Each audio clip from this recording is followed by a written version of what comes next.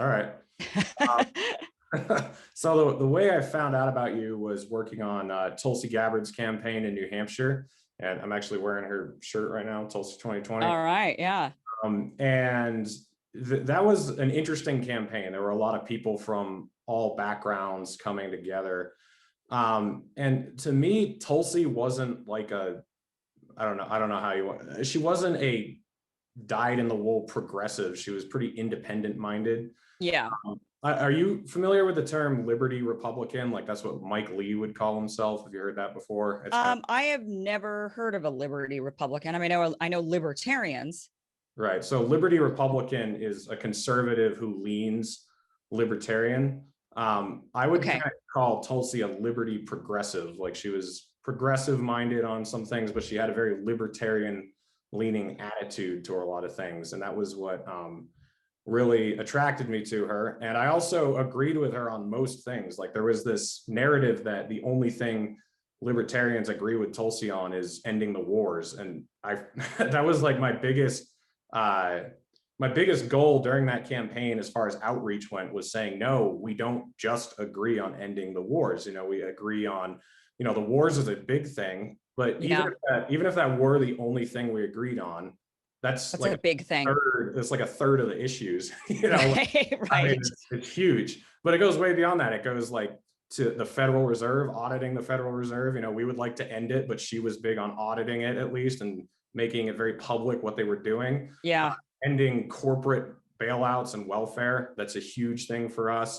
Ending the war on drugs, you know, Yep. criminal justice reform, prison Yep. reform, you know, everything relating to criminal justice. We were pretty much in lockstep with her. Where And did you disagree?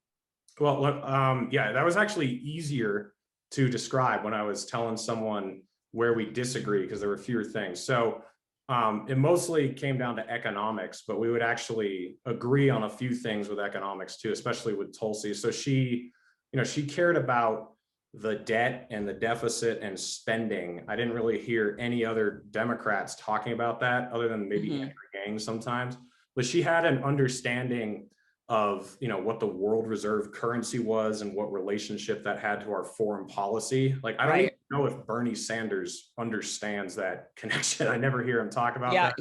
He's been very much a one issue candidate, Yeah, and to me a very important issue, but that has been his sole focus. So I don't think he paid too much attention to what was going on around the world, except that he didn't like us spending all the money around the world. right. So where we would disagree was mostly on things like the minimum wage, healthcare, education, reparations. It's not something she talked about much, but she did kind of mention it a couple times. Yeah. And the what I hated is people would hear like, oh, you don't support Medicare for all, you don't want everyone to have health care.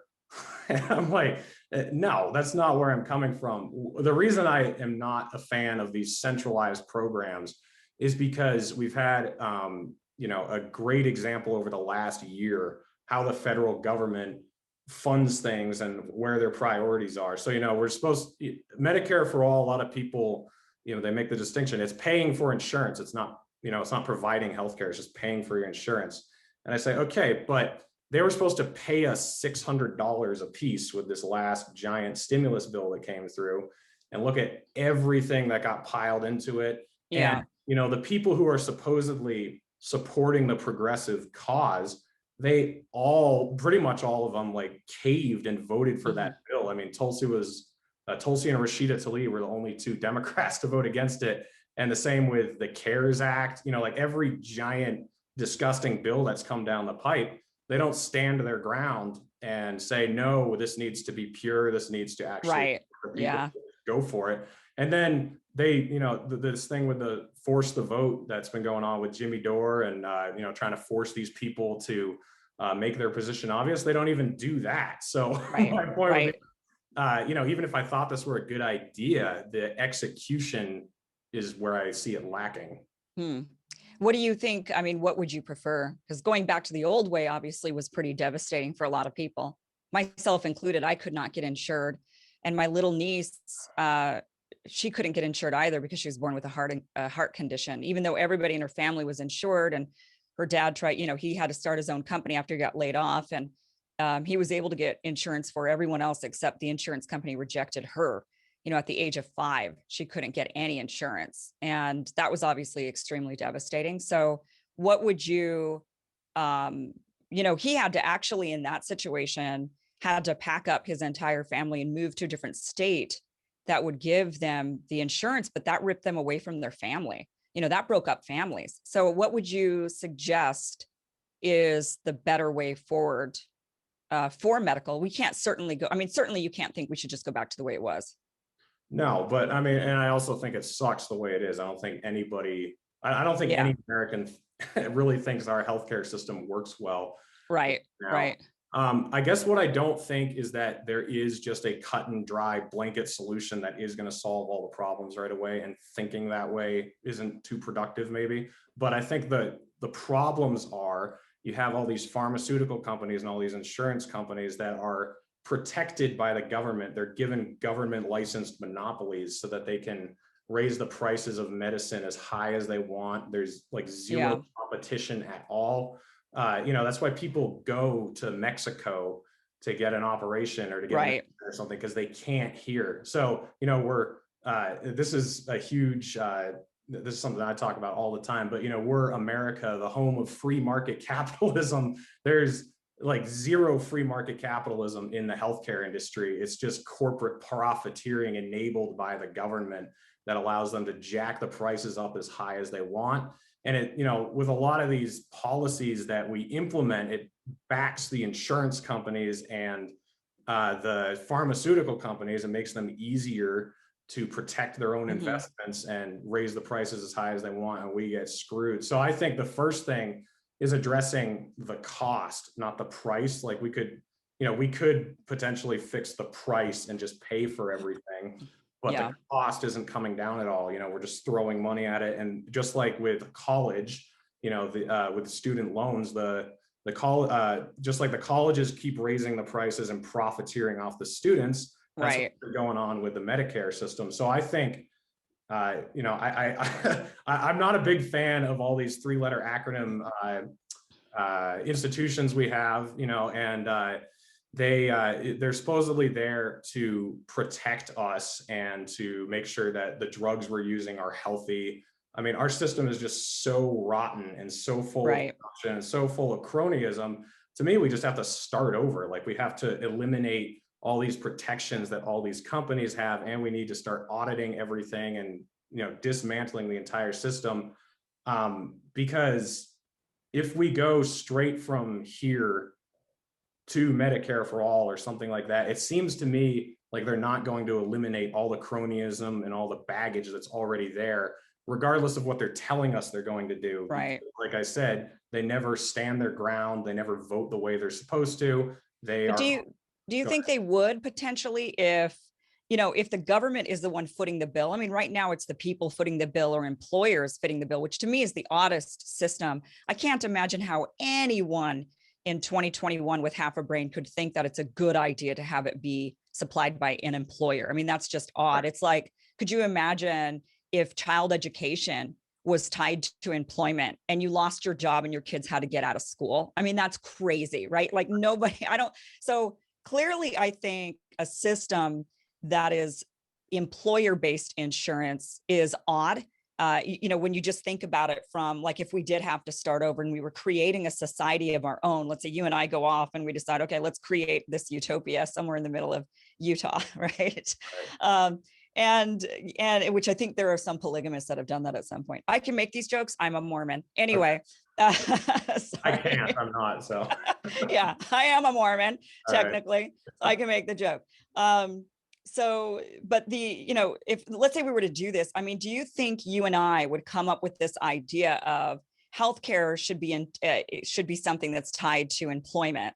Like, your employer offers you your healthcare and that's the only way you get it. So if you happen to be somehow, unemployed suddenly, or you're straight out of college and you can't, you're looking for a job, or the economy tanks, or, something happens, right, and jobs go by the wayside, that's an odd, I don't know if you and I would come up with that system, right? But I mean, wasn't that from price controls in the 1950s after World War II? So you weren't allowed to pay certain wages. So the government basically caused the companies to have to come up with incentives for people to get hired. Right. That's where it comes, Right. right? Yeah, it was considered, these are perks in order for you to take one job over another. And so Right. they would offer you these incentives to come work for them. But health is kind of an odd incentive to come work for somebody, right? To say, well, if you come work for me, then, I'll keep you healthy. Right.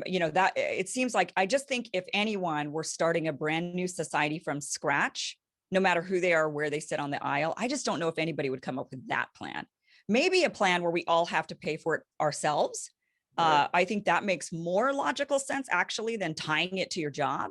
But then, that kind of creates a situation where your employer would then tie it to the job because they would say, hey, I'll take this bill off your back. It's kind of like, imagine if all cars were tied to employment. Like you could only get a car if your company provided it, right? Yeah. We don't live, or a house, housing is tied to employment. Education is tied to, these are things that, and then it forces small businesses to have to try to compete in that way, which is very difficult to do. So it kills almost entrepreneurship, Right. and it kills growth of small businesses, because how can a small business compete and gain top level talent if they're not able to provide, all of these perks? Yeah. So, it is totally antithetical to innovation and growth. So, it is, definitely I do understand, believe me, this idea that, well, the government sucks at running things, because they do often. They don't suck at running the military though. So there are sectors where the government excels. We have the best military in the world, Mm-hmm. right? We spend gobs of money on it and they prioritize it. So I see an example of the government actually doing a phenomenal job with something. Even though I'm against how much spending they do, and even though I'm against all of the wars that are all around the world and all that, I still can recognize we have the best military in the world, and it's run by the government. Isn't So it, is it best run for how much money we spend on it though? I mean, isn't there a ton of waste and a ton of yeah, there's a ton of waste, right? So that's where I think if the government is, but that's because of the private contracting that the government does do, right? So the government doesn't, which I'm actually against. I actually don't think that we should be privatizing any of our weaponry. So Mhm. when we say, we go to Boeing or we go to Lockheed Martin, right, or Raytheon, and we say, hey, build us build us some stuff. And then these companies are able to go and sell those same things and that same technology to other countries. That to me is treason, Right. or a form of it. It's definitely, I don't know how we're allowing that to happen around the world, how it should never, our technology and our weaponry shouldn't get in the hands of any other country in the world. I don't care if they're our best friend, they shouldn't have it. Mhm. Um, so that is the type of stuff that I think should be actually taken back into the government, under the government. Then people say, well, then we wouldn't have the best military in the world, because the reason why we do is because these private companies are able to bid for the contracts. But I say, I'm totally fine with them hiring away these engineers and paying them boatloads of money, because I think that would still be cheaper than paying the private companies, the amount of money for these inflated government contracts. If we just hired away their engineers, we figure out Boeing's paying their top engineer, let's say 5-10 million bucks. Well, let's give them 20 million. It's still cheaper for us to do it that way. Right. To say you are incentivized to come, the government job is the best job you could get. And it only would be the top, the best and the brightest that would get that job. And they would work on the best, they would then do the best innovating, and we put the money in there rather than outsourcing it. So I think it's the outsourcing that actually inflates the price. And that's the problem with the healthcare system as well, is that it's outsourced, which has inflated the price. Unlike the UK, when we talk about socialized medicine, they do full on socialized medicine in the UK. It's not just Medicare for all. It's actually the government runs the hospitals, the doctors, and the nurses. And I don't see anybody in the UK complaining about their healthcare quality. I don't think the Brits are like suffering and not getting the brain surgeries they need and not getting the heart transplants. And I think they're getting all of that same innovation. Mhm. But one thing that they have a private on top of public that's available for the wealthier people in England. They're able to buy a supplemental private insurance that allows them luxuries like private rooms when you're having your baby or when you're getting surgery, or you get 4 days in the hospital after having your kid rather than 2, or, they can pay on in addition. And I think that's a smart plan, but they're able to keep their costs low for all of their stuff because it's not outsourced to a private company that can then inflate the government contracts. And that's the issue we have with the military. And that's fundamentally the issue we have with the healthcare system. So I actually think, for me personally, I would actually prefer a fully government controlled system that cannot outsource anything, because that's when the inflation comes in.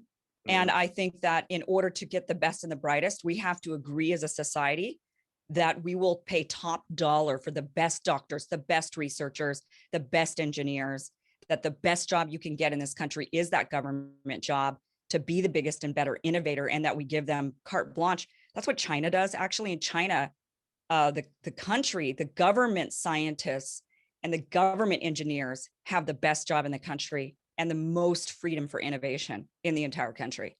So, because the government says, here, just go do it. We just need this done, keep it under wraps. It's top secret, but whatever. They're going to they do some really crazy stuff over there. But so I think, if we were to move it under full government, we would actually see less bloat. And then but then I'm a big person on choice, freedom and choice. So you should have, I don't believe in eliminating private hospitals or private insurance or private anything. You should still have that choice. Same thing with school.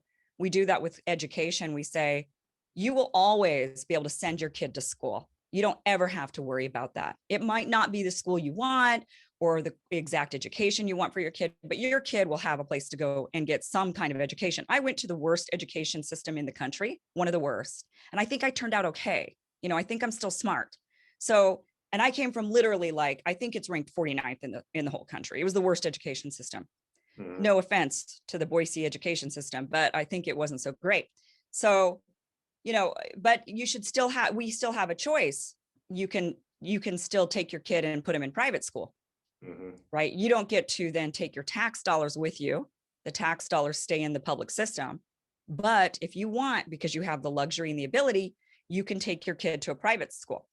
And so that's how the UK kind of does it with hospitals and medical. And you could even do that with, let's say, security. You have the police that'll come when you call 911.